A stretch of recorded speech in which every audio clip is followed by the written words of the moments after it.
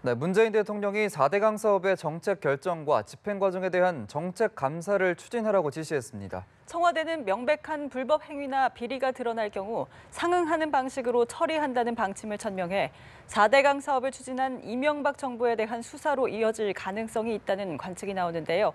청와대 취재기자 연결해 자세한 내용 들어보겠습니다. 정영빈 기자. 네, 문재인 대통령이 4대강 사업 정책 결정과 집행 과정에 대한 정책 감사를 추진하라고 지시했습니다. 김수현 청와대 사회수석이 조금 전 청와대에서 브리핑을 가졌는데요. 4대강 사업은 정상적인 정부 행정으로 볼 수 없는 성급한 방식으로 진행됐다고 지적했습니다. 정부 내 균형과 견제가 무너졌고 비정상적인 정책 결정과 집행이 추진력이라는 이름으로 용인됐다는 것입니다. 이에 후대의 교훈으로 남기기 위해서라도 4대강 사업의 정책 결정과 집행 과정에 대한 정책 감사를 실시하고 그 결과를 백서로 발간할 것이라고 설명했습니다. 특히 청와대는 감사 과정에서 명백한 불법 행위나 비리가 나타날 경우 상응하는 방식으로 후속 처리할 것이라고 강조했습니다. 이에 따라 4대강 사업을 추진했던 이명박 정부에 대한 수사로 이어질 수 있다는 관측도 나오고 있습니다.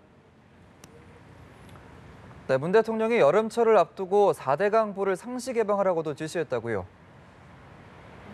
네, 문재인 대통령이 다음 달 1일부터 4대강의 대형보를 상시 개방하라고 지시했습니다. 이에 따라 4대강에 있는 16개 보 가운데 녹조 발생이 심하고 수자원 이용 측면에서 영향이 적은 6개 보는 다음 달 1일부터 바로 개방됩니다.